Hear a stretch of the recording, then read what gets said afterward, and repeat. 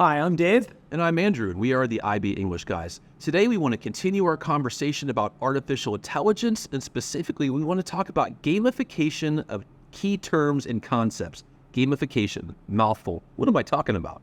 We're talking about terminology and terms and concepts. Any subject or unit of study is going to have terminology and terms and concepts that we need to wrestle with and understand, whether we're learning a science unit or a math unit, or in this case, a language arts unit. We want to really have a grasp of the terminology so that we can enter into conversations about text. That's right, Mr. Giles. In our grade 10 English class, we were looking at terminology around opinion articles and specifically looking at persuasive strategies and looking at elements of rhetoric. So we generated quite an extensive list of terms that we wanted the students to know. And now we would like to show you the use case of how we allowed our students to play games and enjoy their learning. Mr. Giles, let's look at the instructions and kind of talk about what we did. Yeah, so the first instruction is just to open up the list of the glossary of conventions that we had provided students. Then they needed to copy and paste that document into ChatGPT.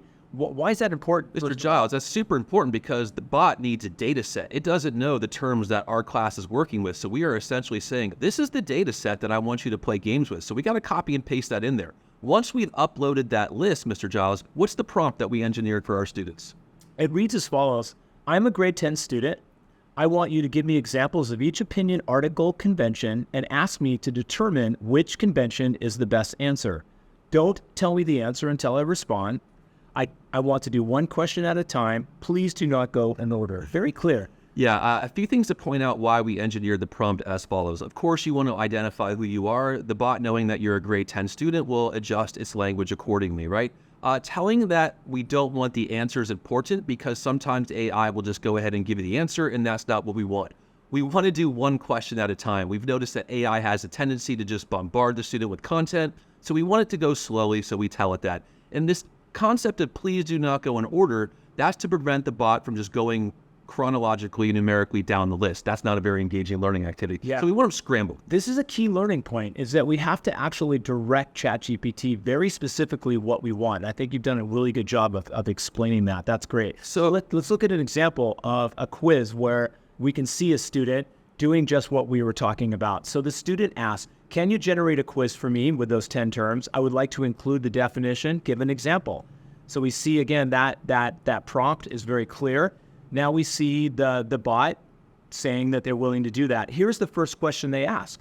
Yeah, the question says they're looking about an author's credibility and thinking about expertise and experience. Now, of course, we know, Mr. Giles, that goes to ethos, so we can see how the student has entered that. And the bot gave immediate feedback. Excellent, Andrew. You are so smart. Ethos it is. I feel good about myself. I'm curious to continue.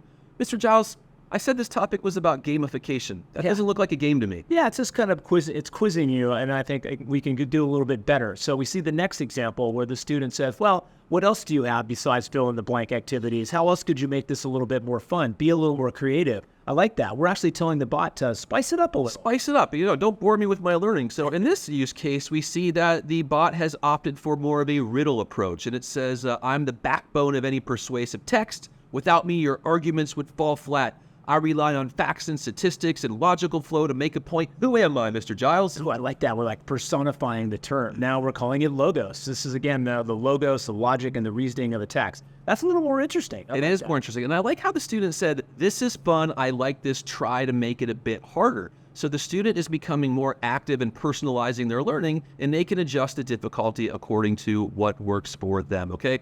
Now, folks, if you asked ChatGPT or your AI of choice to generate a range of creative games, it will do this forever. It's a great opportunity for kids to play and to really think about their learning. Now, Mr. Giles, I really enjoyed that game. It's fun. I had a great time. The students had a great time. Are we done? Is our learning complete? We're not done. We need to do that last step, and that's step back, and we need to reflect. It's so important. We need to think about, okay, what have I taken away from this experience? What terms have really solidified in my mind because of doing this engagement. That's important. And you can see in this particular case, we're asking for a short video reflection. We feel like our kids have had enough time typing. We want them just to quickly spit out a video reflection. The sentence stems are provided below. We have the transcription. What did the student say, Mr. Giles? The first said, at first I didn't feel comfortable with rhetorical conventions. I somewhat understood, but I needed more concrete examples to understand them deeply. Having experienced 10 minutes of practice with AI, I now have more confidence with these terms. As a next step, I need to look at real media text on my phone and see if I can identify elements of rhetoric and the way writers are manipulating my thoughts. I love the on my phone calls. You know, the student is actually reading media on their phone. Folks, in closing, we just want to remind both teachers and students that you have the power to control your own learning. If you know that your biology terms are weak, or your physics terminology is weak, or your English terms are weak, you can take control, play games with ChatGPT, and push your learning on your own. Thanks for watching. Come back for more AI tips, and we'll see you next time. Thanks, guys.